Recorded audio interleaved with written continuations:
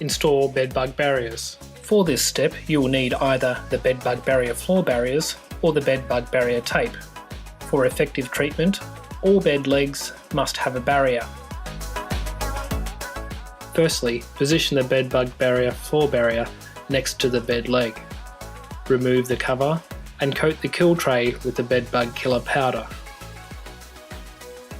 Refit the cover and slide the bedbug barrier floor barrier underneath the bed leg.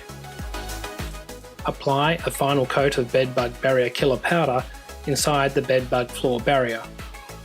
Repeat this process on all remaining bed legs. Remove any excess powder from the floor. If the bed has square legs or round legs with a diameter greater than 65mm, use bedbug barrier tape. At ground level, simply wrap bedbug barrier tape around the bed leg, making sure to overlap the tape.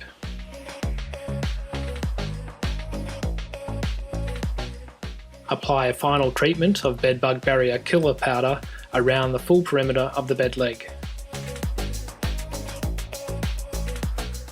If you'd prefer not to leave any of the bedbug killer powder on the floor, apply the bedbug barrier tape to the bed leg 10cm higher than floor level. Use a wet sponge or water mister to moisten the bed leg below the tape. This will aid powder adhesion. Lastly, apply bedbug killer powder to the moistened bed leg with the duster. Keep the treated bed at least 30cm away from the wall and from other bedroom furniture, including bedside tables, for at least 6 weeks.